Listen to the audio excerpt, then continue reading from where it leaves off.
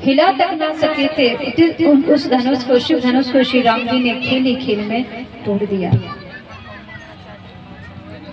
आकाश से पुष्पों की वर्षा होने लगी। सीता जी भगवान को वरमाला पहनाती हैं।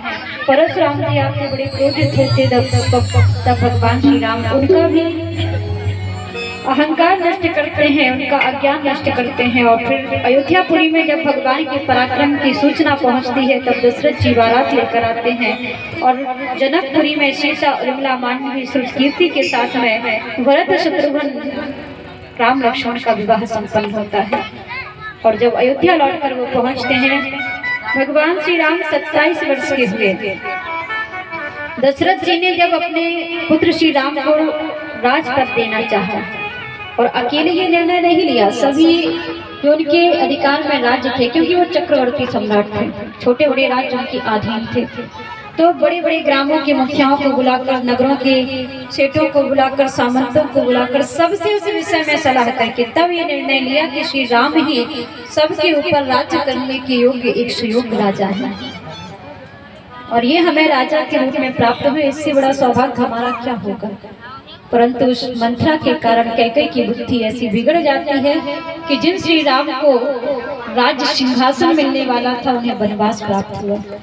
लेकिन माता पिता के वचनों को निभाने के लिए श्री राम जी पिता की प्रतिज्ञा पूरी करने के लिए कि हमारे पिता जो अपना प्राण निभाने के लिए आज मरणासन्न है, जिनके प्राण निकलने को आतुर हैं, हम उनकी कीर्ति में कलंक नहीं लगा सकते।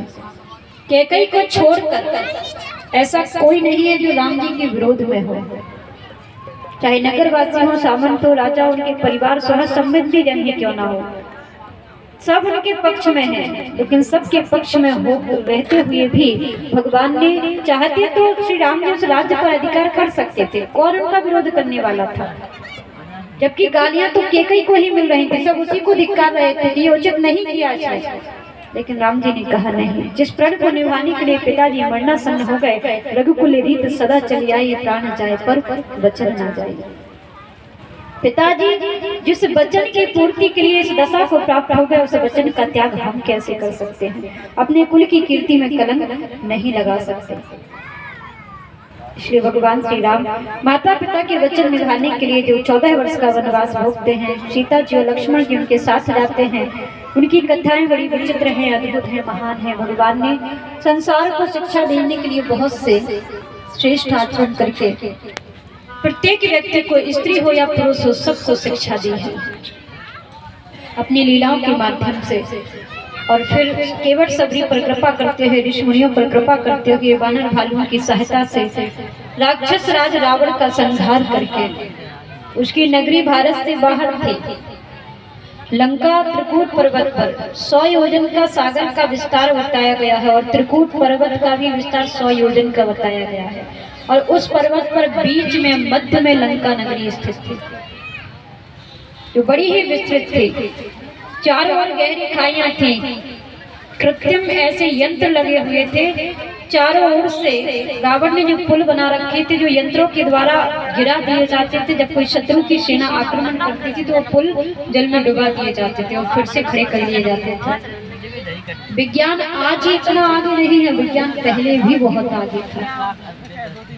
उस समय भी रावण ने अपनी नगरी को सुरक्षित रखने के लिए समुद्र में चारों ओर ऐसे पुल बना रखे थे जो समय पर गिरा दिए जाते थे और फिर से खड़े कर दिए जाते थे, ताकि लंका को कोई जीत ना सके।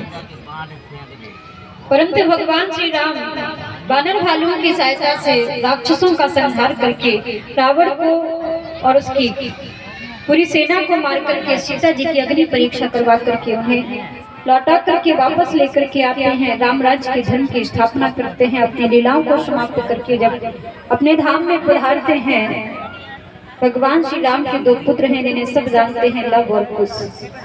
कथाएं तो बहुत सी गूढ़ कथाएं हैं, रहस्य हैं। वाल्मीकि रामायण, अन्य पुराणों में बहुत से चरित्र ऐसे हैं जो हमारे अज्ञान को नष्ट करते हैं, परंतु समय के कारण आपको संक्षेप में उनकी लीलाओं का श्रवण कराया जा रहा है।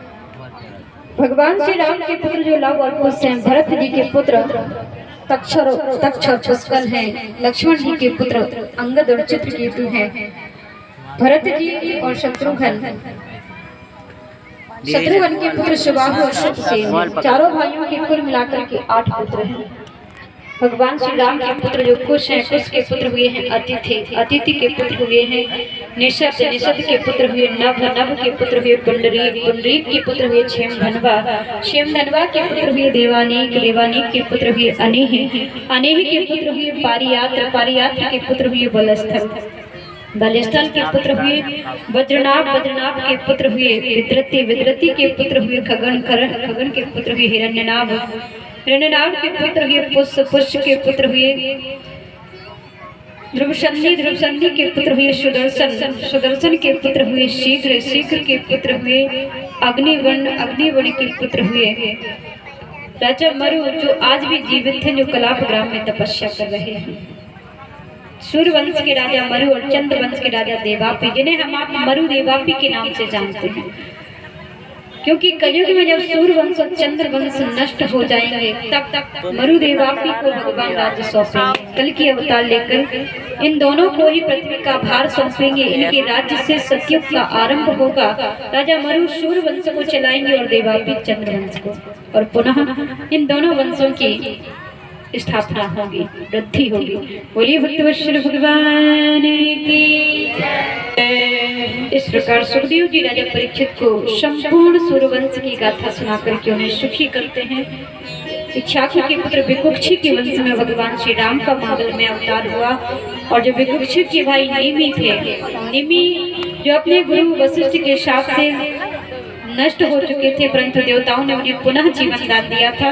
लेकिन उन्होंने कहा था कि हमें ये देह नहीं चाहिए, देह को आज नहीं तो कल नष्ट होना ही है। इसलिए उन्होंने सबके नेत्रों में वास मांगा, ताकि नेत्रों से जब जब कोई भगवान का देव शक्ति का दर्शन करे तो बिना प्रयास के हमें भी वो शुभ सौभाग्य प्राप्त हो, और हम आप जो पल के नीचे गिराते ऊपर उठाते, ये क्रिया भी राजा निमि के द्वारा ही संपन्न होती है। तो ऋषि मुनियों ने निमि के शरीर का मंथन किया था।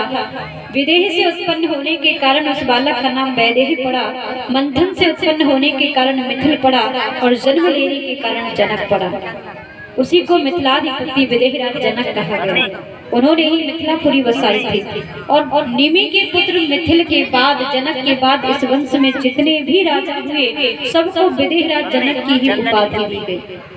सबको जनक के नाम से ही पुकारा जाता था। जनक जी के विषय में हम कथा सुनते, सीता जी जिनके यहाँ प्रकट हुई, परंतु उनका नाम था शीर्षध्वज। विदेहराज शीर्षध्वज जो जनकपुर मिथिलापुरी के अधिपति थे, परंतु इनकी उत्पत्ति बहुत बाद में हुई है, कई पीढ़ियों के बाद हुई है, क्योंकि इस वंश में जितने भी राजा हुए सबको जनक के नाम से ही पुकारा जाता था। निमि के पुत्र का नाम जनक था, मिथिल था, और इसके बाद सबको विदेहराज जनक के नाम से संबोधित किया जाता था। और इस वंश में भगवती लक्ष्मी स्वरूपा सीता जी का प्रादुर्भाव हुआ था। शीर्षध्वज आदि उत्पन्न हुए थे। बोलिए भक्तवत्सल भगवान की जय। सभी प्रेम से भगवान का 2 बार संकीर्तन करेंगे, और इसके पश्चात चंद्रवंश की कथा को शुरू करेंगे, और भगवान श्री कृष्ण का भी जन्मोत्सव बड़े आनंद के साथ मनाएंगे। बोलिए भक्तवत्सल भगवान की जय। परम धन्य राधा श्री राधा श्री